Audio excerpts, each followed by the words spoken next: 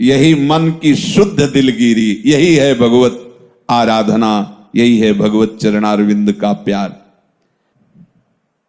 पर ध्यान दीजिए, कुछ नहीं कहूंगा, कुछ नहीं चाहूंगा, ये दो शब्द अमृत से भींगे हुए हैं। कुछ नहीं कहूंगा और कुछ नहीं चाहूंगा, ये अमृत शब्द हैं। उतारो जीवन में, पियो इस अमृत शब्द को। कुछ नहीं कहूंगा, तो बोले वो अत्याचार कर रहा है हमारे ऊपर, तो इनसे बड़ा समर्थ कौन हो सकता है? ये देख रहे हैं ना, तो मुझे कौन बचाएगा? फिर जब ये देख रहे हैं तो बचाएगा कौन? तो किससे कहूं? आप देख रहे हो, आप राजी हो, तो वो अत्याचार भी हमारे लिए तपस्या है, हमारे लिए वरदान होगा, निश्चित होगा। है कोई संस्कार जिसको मिटवाना चाहते हैं? नहीं तो सीम की चाप सके को तासु, बड़ रखवार, ऐसा कौन है ऐसे स्पर्श कर सके आपके एक रोम को भी? अनंत सामर्थ्य। तो किससे कहूं? और कुछ नहीं चाहूंगा। किससे चाहूं? सब भिखारी हैं। इतने बड़े दाता जो कुबेर की भी झोली भरते हैं, उनसे हम अलग किसी और को अपना मान करके चाह रख दें तो हमारी बुद्धि को धिक्कार है। कैसे विपिन बास करें? कुछ ना बोलूंगा, ना चाहूंगा, ये बहुत अमृत में शब्द हैं। प्रायः जहां मन में थोड़ी जलन शुरू हुई तो साधक विचलित हो जाता है, घबराहट होने लगती। आप थोड़ा दृष्टा बनिए, तटस्थ भूमिका में आइए। क्यों आप घबरा रहे? वो मन घबराने दो ना। तुम्हें घबराहट पैदा करने वाला ये मन ही है, तुम्हारी दुर्गति करने वाला ये मन ही है। अब इसको फंस गया कृपा के जाल में, कृपा के जाल में। अब इससे तो जल करके शुद्ध होना पड़ेगा। अब इस मन को अमना होना पड़ेगा। अमना, मरा हुआ मन का परिचय अमना। चाहे जितना विषय संयोग आ जाए, उसको इच्छा ही नहीं होगी। मेटे पर आस। उपासना में क्या मिटाना है? कुछ ना चाहूंगा। मेटे पर आस, दूसरे से सहयोग लेने की भावना का त्याग। बने तो रघुवर ते बने, बिगड़े तो भरपूर। और तुलसी औरन ते बने, ता बनिबे पे धूल। बिल्कुल सहज सिद्धांत है।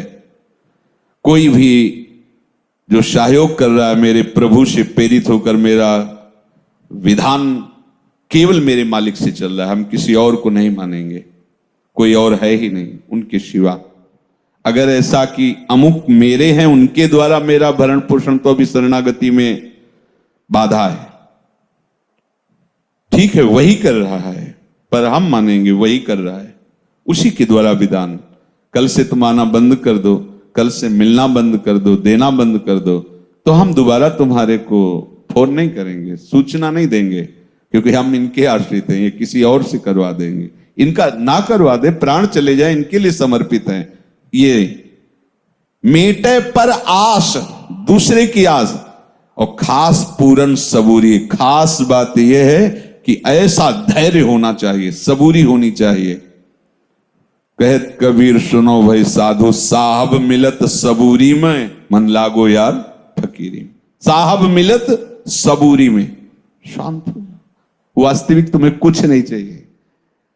ये जो अन्नमय कोश है, स्थूल शरीर, इसके लिए जो अन्न चाहिए वो उनका ठेका है। जो प्राणों के लिए वायु और जल चाहिए, ये इनका ठेका है।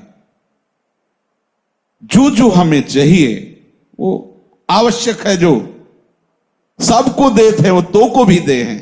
अरे जब दांत रहते तब दूध दियो है। देखो, जब पैदा हुए थे तो हमारे लीवर में इतनी सामर्थ्य नहीं थी कि हम बाहरी बलिष्ठ पदार्थ पचा सके। तो वात्सल्यमयी जननी के वक्षा स्थल में ठीक उतना ही गर्म, उतना ही मीठा और इतना सुपाच्य आहार पहले से ही रख दिया था भगवान ने, पैदा होने के पहले। और पैदा होते ही वो सुपाच्य आहार, मां का वात्सल्य भरा दुग्ध पान करके। किसने व्यवस्था की थी? किसी डेयरी से या किसी ज्ञानी विज्ञानी के द्वारा?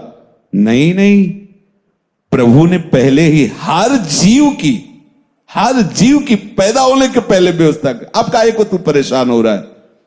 जब दांत न थे तब दूध दियो, अब दांत है तो को अन्न भी दे हैं, जल में थल में नभ में पशु पक्षिन को दे तो को भी दे हैं। काहे को तू परास कर रहा है? खास बन प्रभु का खास बन। कैसे बना जाता है? बोले सबूरी, धैर्य धारण कर। पूर्ण सबूरी है, पूर्ण धैर्य पूर्वक। ये कोई भी हमें डिगाना चाहे, पर आस नहीं होनी चाहिए। हर समय विचार परायण उपासक रहे। जैसी भी परिस्थिति में हो, विचार नकारात्मक न होने पावे। केवल अपने आराध्य देव के अनुकूल, प्रतिकूलस्य वर्जनम। इतने दिन से भगवान में लगे हैं, उन्होंने ऐसा कर दिया, वो तो सामर्थ्यशाली थे, ऐसा भी कर सकते थे, ऐसा क्यों नहीं आना चाहिए। वो वही कर रहे हैं जिससे परम मंगल हो रहा है। सत्य मानिए, परम मंगल। कहे चरण दास दीन दुनिया में पुकार, सब आसान यार मुश्किल फकीरी है। ये जो भगवत मार्ग है वो उल्टा है और कठिन इसीलिए है कि हम अपने बल से चलना चाहते हैं। यदि हम सदगुरुदेव की आज्ञा पर अपने जीवन को समर्पित कर दे तो चलना ही नहीं पड़ेगा। जैसे नौका में बैठा हुआ राहगीर बिना प्रयास के दरिया को पार कर जाता है, ऐसे परमार्थ का पथिक गुरु वचन रूपी नौका में बैठकर भव समुद्र को सहज में पार हो जाता है। हमारे हृदय में ये बात बैठ जानी चाहिए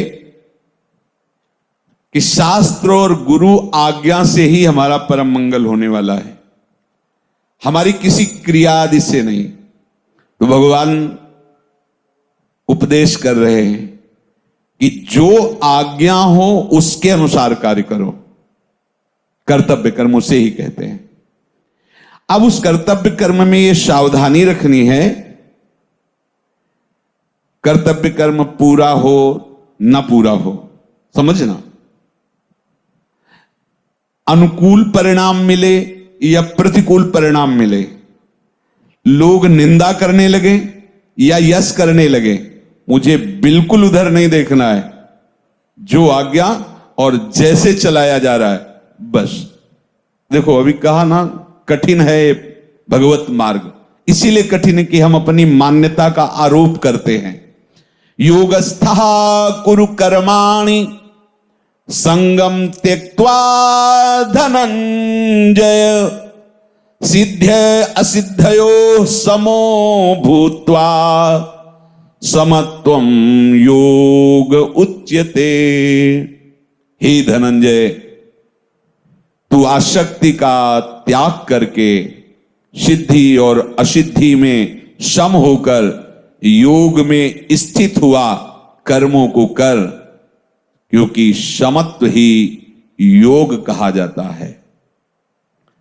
संगम त्यक्त्वा, हमें किसी भी कर्म से कोई मतलब नहीं, समझना। जो आज्ञा है वो मुझे करना है। जिसे पीछे जो उदाहरण दिए, जो आज्ञा है, शास्त्र आज्ञा गुरु आज्ञा, ये करना है बिना ही विचारी। हमें उस कर्म से मतलब नहीं, हमें आज्ञा से मतलब है। वो कर्म हुआ कि आप नाली साफ करो या आप सुहनी लगाओ या आप पादुका साफ करो। आए थे भजन में कि माला लेकर भजन में बैठो, कहते हैं कि जूता साफ करो, कहते हैं कि गाय चरा के लाओ। जो उपनिषदों में पढ़ के देखो, आप जाओ ऐसा करके ऐसा करो। वो क्या कह रहे हैं बस उतना ही हमें करना है, हमें आगे विचार नहीं करने। देखो यदि इस माया बंधन से मुक्त होना चाहते हो तो बहुत ध्यान से सुनना, यही हम फंसे। किसी भी कर्म से, तभी पीछे कहा कर्म से भगवत प्राप्ति नहीं होती, कर्म योग से भगवत प्राप्ति होती है। जो गुरुजनों की आज्ञा के अनुसार गुरुजनों के लिए शास्त्र, गुरुजनों के लिए कर्म किया, उसे योग कहते हैं। क्योंकि उनकी आज्ञा पर चलने पर विषमता पर विजय प्राप्त करके वो सम हो जाता है, क्योंकि उसको उस क्रिया से मतलब नहीं, आज्ञा हुई है। आप देखो, संतों के चरित्र पढ़ करके देखो, भक्तों के चरित्र पढ़कर देखो, जो आज्ञा हुई आजीवन उसी पर तत्पर रहे। और किसी भी कर्म के फल से हमारा संबंध नहीं, ना हमारा कर्म से संबंध है, ना हमारा कर्म फल से संबंध है। अगर उसे हम ज्ञान भाव से देखें तो जितनी भी क्रियाएं होती है सब स्थूल सूक्ष्म से होती है और किसी न किसी कामना से होती है। हमारा जो स्वरूप है वो अचाह है, उसे कुछ नहीं चाहिए, और अकर्ता है, उसे कुछ नहीं होता। पर हम अपने को देह भाव में मान चुके हैं, इसलिए छूटने के लिए हमें लगता है कि किसी कर्म से ही हम बंधे हैं और किसी कर्म से ही हम छूटेंगे। तो कोई वो खास कर्म नहीं है जिससे छूटा जाता है।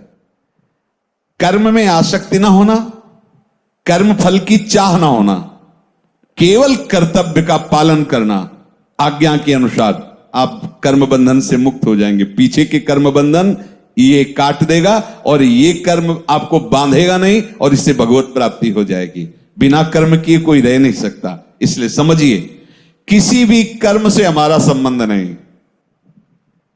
हमें जो आज्ञा हुई है शास्त्र की, तस्मात् शास्त्रम प्रमाणम ते कार्या अकार्यौ व्यवस्थितो। शास्त्र व्यवस्था करता क्या करना चाहिए क्या नहीं करना चाहिए। तो शास्त्र को हम समझ नहीं पाते, तो शास्त्र का रहस्य गुरुजनों से, भक्त जनों से, संत जनों के जो हृदय में अनुभव हुआ उसके अनुसार हम फिर चलते हैं। बहुत सरल हो जाता है। कहां हम पूरा शास्त्र पढ़ पाएंगे, तो वो सार बात हमें बता देते, ऐसा करो, ऐसा ना करो। तो जो करने के लिए कहा है वो हमारी प्रधान वृत्ति उनकी आज्ञा पालन है, उस कर्म से संबंध नहीं। वो कर्म ऊंचा है, नीचा है, पवित्र है, अपवित्र, इस पर वो जो आज्ञा किए हैं, हमारी दृष्टि आज्ञा पर है। देखो ना, श्री जी ने जो राधा वल्लभ जी के पीछे एक मंदिर है छोटा सा, प्राय सब लोग नहीं जानते, वो आनंदी बाई जी का, वो लाल प्रिया जी को अपना बेटा और बहू मानती थी। तो एक दिन श्री जी को पोशाक धारण करवा रही थी, तो साड़ी बार बार फिसल रही थी। तो उनका बहू, ये साड़ी पसंद नहीं क्या, दूसरी पहनाई। भक्तों की दृष्टि और भक्तों की बातचीत अलग ही होती है। वो भी जितनी साड़ियां थी सब बदल दी, लेकिन कोई भी टिक नहीं रही थी। अच्छा, तो बहू को अब नई साड़ी चाहिए, और आप विरक्ति से रहती थी। कुछ भक्तों से अर्थ एकत्रित करके बहू के लिए साड़ी लाने के लिए कलकत्ता आ गई। कई दुकानों में देखा, अंदर से लग नहीं रहा था कि ये साड़ी लें। अचानक एक रिक्शे पे बैठी हुई नव युवती को देखा, वो साड़ी देखते ही एकदम पसंद आ गई। और एक रिक्शा किया, उसके पीछे लगाया। वो जब कोठी पे रुकी, जाके रुको, नजदीक गई। उनका, मैं अपनी बहू के लिए साड़ी लेने आई थी, वृंदावन से आई हूं। पहले यही सुन के आश्चर्यचकित हो गई कि ऐसी सास तो हमने आज तक नहीं देखी, जो अपनी बहू की पसंद के लिए वृंदावन से कलकत्ता साड़ी ले आई। और फिर हालत देखी, रज लगी हुई, फटी मार्किन जैसी, ऐसे पहने, समझ में नहीं आ रहा था। तो हाथ जोड़ा और कहा कि मेरी बुद्धि काम नहीं कर रही आपको देख करके। आप कितना प्यार अपनी बहू से करती है कि आपके तो वस्त्र ऐसे, और आप हमारी साड़ी देखकर अपनी बहू के लिए, पहले तुम अपना परिचय बताती कि हम वैश्या हैं। वो कोई बात नहीं बेटी, ऐसे अमृतमय वचन भक्तों के लुट गई। कोई इतना प्यार से बेटी कह के उसको बोला हो आज तक। उनका, हमारे श्री कृष्णचंद्र जो बेटा है और किशोरी जो बहू है, वो आंसू चलने लगे उसके कि मैं कितनी नीच हूं, पर कहीं ना कहीं भगवान मेरे पर प्रसन्न हुए।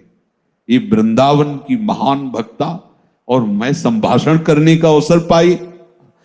प्रणाम किया और कहा माता जी आप पता दे दीजिए, मैं बिल्कुल ऐसी ही साड़ी कई मंगा करके और स्वयं वृंदावन लेकर के आऊंगी, आप पता दे दीजिए।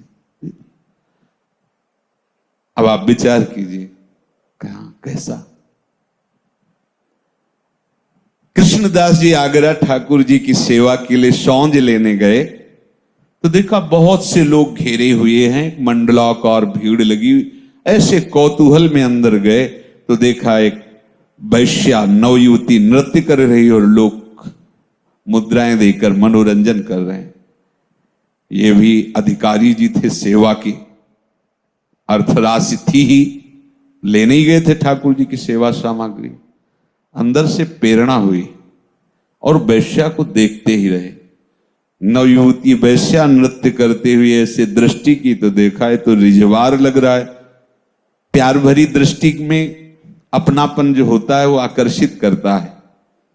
वो भी बार बार देखने लगी तो इन्होंने उस समय 10 मुद्रा निकाली, ऐसे वो आई और नजदीक लिया।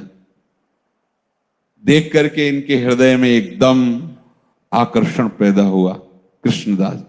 और उनका, हम जहां रुके हुए हैं, हम बहुत बड़े मालिक के सेवक हैं, हम तुम्हारी इच्छा पूर्ति कर दें, जितनी तुम्हें मुद्रा चाहिए आप वहां हमारे यहां आइए अपने समाज के सहित और हमें सुनाइए जो मुद्रा राजी होगी। उसका तो काम था। वो आई, फिर देखा तो उनका, देखो हम तो अपने बादशाह के बहुत छोटे से सेवक हैं, हम जो तुम्हें इतनी एकाग्रता से देख रहे थे वो तुमसे, तुम्हारे रूप पे नहीं रिझे, तुम्हारी जो हाव भाव है, विषयी प्राणियों को तुम रिझा रही हो। अगर हमारे बादशाह को रिझा लो तो निहाल हो जाओगी, फिर दूसरे को रिझाना नहीं पड़ेगा। तो उसने कहा आप जैसा कहें। बोले 1000 स्वर्ण मुद्रा आप अपने परिकर को। और उसने कहा हमें कहा देना, साथ ही ले चलो, मुद्रा में तो साथ ही ले चलो। लाए। क्रिया कैसी है बाहरी देखने में। गिरिराज जी की तलहटी में, अब संत समाज में फैल देख लो, बड़ी विचित्र भगवान की माया। बूढ़े होने चले अधिकारी जी कृष्णदास जी और वो वैश्या को लेके आए। कितनी गंदी वृत्ति इसमें उदय होती कि वैश्या पास में झोपड़ी में रखते हैं, किसी की पर न निंदा की न स्तुति की। गिरिराज जी के समस्त कुंडों में उसको स्नान करवाया और फिर पद सिखाया। और हाव भाव चतुरता रिझाने की तो उसमें स्वाभाविक जन्म जाती थी। और जब पूरा तैयार कर लिया तब बोले चलो आज अपने बादशाह के दरबार में ले चलते हैं। लाए श्रीनाथ जी के सामने और कहा भेंट लाया हूं प्रभु आगरे से। अंदर से कहा और कहा स्वीकार। और उसने कहा इनको तुम रिझा लो, हमारे ये ऐसे बादशाह रिझवार हैं कि रीझ गए तो निहाल कर देंगे। समझ गई हो कि प्रभु की अपार कृपा मुझ मंदभाग्य पर हो गई। जैसे ही आलाप लेकर के गाना प्रारंभ किया तो श्रीनाथ जी के विग्रह की जगह श्रीनाथ जी। क्यों? क्योंकि भक्त ने कहा भेंट लाए हैं, स्वीकार करो। यही तो संत सदगुरुदेव की आज्ञा और वचनों का चमत्कार होता है। पूरा पद करके जे ही प्रणाम मुद्रा में हुई, वो ललित त्रिभंगी कोटि मनमथ मनमथ रूप देखा, प्राण छूट गए वही, और भगवान की नित्य सेवा में पहुंच गए। हमें आज्ञा पर दृष्टि रखनी, क्रिया पर नहीं। क्या आज्ञा? बस एक खास बात समझना है, नहीं हर कर्म बंधनकारी है, चाहे जितना शुभ हो वो भी बांध देगा। सोने की जंजीर है वो, और अशुभ कर्म लोहे की जंजीर है। लेकिन कर्म करते हुए कर्म बंधन में ना फंसे, ये कला शास्त्र सदगुरुदेव की आज्ञा के अनुसार, उनकी आज्ञा पर महत्व बुद्धि, ना कर्म पे ना कर्म के फल में। इसका क्या फल है गुरुदेव जाने, ये क्या कर्म के लिए आदेश गुरुदेव जाने। उनके श्रीमुख से निकला हुआ वचन हमारे लिए परम कर्तव्य है। शास्त्र सदगुरुदेव यही हमें कर्म जाल से मुक्त करते हैं। किसी भी कर्म में, किसी भी कर्म के फल में और किसी भी देश में, काल में, घटना में, परिस्थिति में, अंतःकरण में, बहिकरण में तेरी बिल्कुल आसक्ति नहीं होनी चाहिए। अब अखंड वृंदावनवासी सब साधक हैं। श्री जी के लिए पोशाक लानी, श्री जी के लिए चलो दिल्ली जाओ, गए। एक बार भी थोड़ी कहा कि हमने तो अखंड वृंदावनवासी, हम तो सीमा के बाहर नहीं जाएंगे, किसी भी देश में नहीं, किसी भी काल में नहीं। आज अमुक तिथि है, अमुक पवित्र उत्सव है, आप हमें बाहर भेज रहे हो। किसी भी घटना, किसी भी परिस्थिति, अंतःकरण या बहिकरण, इससे हमारा कोई संबंध नहीं। आज्ञा।